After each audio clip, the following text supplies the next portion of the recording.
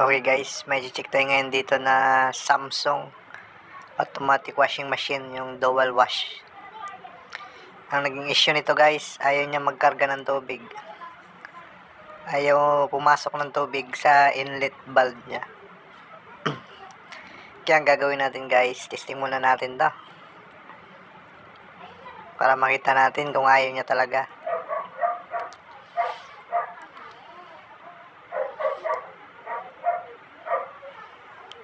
Ang tinitesting namin guys, nagbabalance-balance na yung drum niya.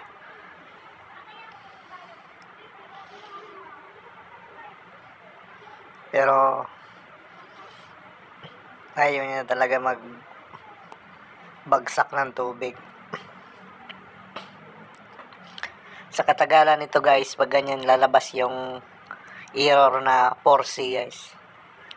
Sa katagalan na paghihintay na ayaw talaga niya bubagsak ng tubig. Ang gagawin natin guys, buksan natin yung cover niya sa likod. Bali 6 lang na screw yan guys. Tapos yan, baklasin natin. Ito yung tatlong motor niya sa inlet valve guys. I-check natin to guys, kung may mga reading pa ba.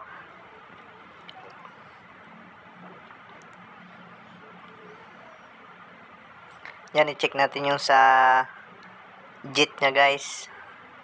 Yan, may 4.2 kilo ohms. Ibig sabihin good pa yan guys. Dito naman sa fabric niya, fabric condition softener, 4.2 din, good pa guys.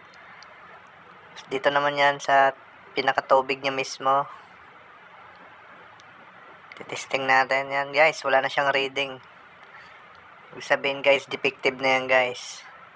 Kaya ang ginawa namin dito, nagpalit kami ng bagong inlet valve. Pinalitan na namin guys. Balik natin yung pinaka tubig niya.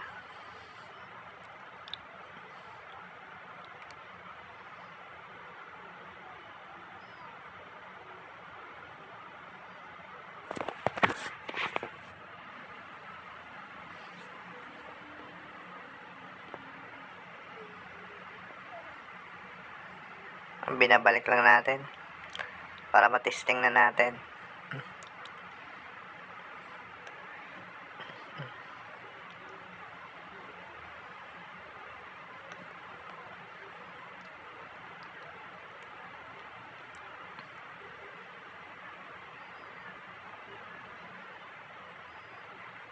I-testing natin guys kung babagsak na yung tubig niya.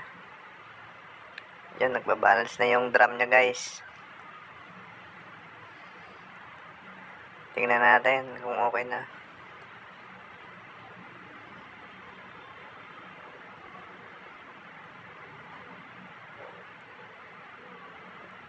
Yan guys, kung naaninag nyo, bumaba na yung tubig niya.